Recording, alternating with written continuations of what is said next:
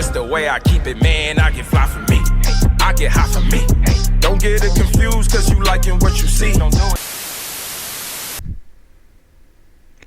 Ladies and gentlemen, welcome back to the channel. In today's video, we're over here in Roblox Fish. We're at the brand new island, which is called Scoria Reach, and I have just a couple of pointers to basically give you guys to help you progress in this brand new island. Make sure to leave a like on this video, subscribe if you guys are new, and of course comment down below. I do reply to my comments. Let's start off with the body temperature. As you guys can see, my body temperature is rising. If you guys plan on surviving in the brand new island, you need to get your hands on this Scoria Reach armor. Now, I would like to point out that the armor is only a temporary setup. It's not going to completely protect you because you can still die. The entire island is just made out of one gigantic volcano with several bodies of lava. So every time you get super close to the lava, or the longer you stay next to the lava, the higher your chances are of you guys actually dying. So in the case of you dying, you want to make sure that one, you have the innkeeper for Scoria Reach, because once you die, you're going to be teleported back to this island. If you don't have it, it's going to teleport you back to whatever island you was previously grinding at. So for a prime example, I don't have the innkeeper here. I'm currently grinding the Tidefall area, so every time I die here, that's where I'm going to be teleported back to. So it makes sense to basically not make the same mistakes that I'm making. Also, since we're talking about the body temp, you always want to pay close attention to it. Whenever it's about to rise, head over to an area that's basically like a cooldown section.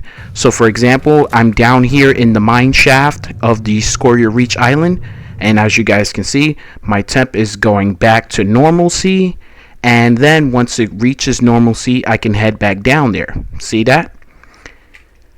Very informative, you know. So that's information definitely I felt like you guys should have. The next thing here is that in order to get this armor, you need to complete at least 20% of the bestiary. So in order to complete 20% of the bestiary, you're going to head over to the very first area that you guys are going to spot a body of lava. You're going to fish in there. Now you're probably going to say, why am I just going to start fishing right away? Or what rod should I use in order to start fishing right away? Well, there's two things, ladies and gentlemen. One, you can use a rod with invincible enchant. So that's literally any rod. And then a secondary option is rods that are already capable without the invincible enchant. So a rod right now that most players have is the Fox rod. That one you guys can actually use without the invincible enchant on it. And those are some rods that can definitely jumpstart your progression in the brand new island, because one, it has high luck, number two, it has high lure speed, and then number three, it has a money making passive. So if you guys are using the Fox, you're going to have several different mutations on the fishes that you guys are going to capture over here at the Scoria Reach. Next thing I'm going to tell you guys is that this mineshaft area, in order to get the items in here, you need to basically feed these crabs ashy pearls. And no, that's not something like a joke or anything. It's literally titled Ashy Pearls. But these guys are carrying some very important things for your bestiary. As you guys just saw, I picked up a cinder crystal. So you're going to put these guys to work, and every time that you're going to put them to work, you have to hand them an ashy pearl. There is also a fishing spot over here, but you got to be very careful because the lava rises and it explodes with bubbles of lava. So if you get hit, you will die. To basically identify your crabs, you'll see the little indication above their heads. So just like these two walking right here, these are my crabs. But if I was down here with several other players, there will be a whole bunch of crabs, and that's basically how you identify yours from someone else's. So these guys are giving me 2 or 3 items at a time. Sometimes they're going to basically give you just complete utter garbage, and sometimes they're going to give you exactly what you need. So I got one thing so far. Now I have to put these guys back to work, but here's the issue. We are completely out of ashy pearls. Now, no worries here. I can just simply teleport over to my aquarium and see if I have any basically stored. If I do have some, then that means I can immediately get back to work. Also, me teleporting here, that resets my temperature. So look at that. That's kind of cool. And speaking of pearls, ladies and gentlemen, you're also going to need a bunch of other pearls from Roselet Bay as well. So look at all of these ashy pearls we have in here.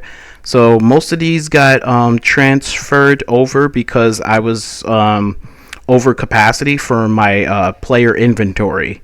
So every time I join the game, there's like a message of something has been removed to the aquarium storage. So whenever you see that, it's, you know, a good sign. It's just basically the game trying to help you not crash. Because when you have too many items inside of your inventory and you don't sell it, you cause a lag issue and then the game's going to respond in crashing. So I hope that makes sense to you guys. So now look at that. Okay, my body temperature didn't reset that time. That's kind of strange, but it's no big deal. I can just go ahead and go back up the ladder.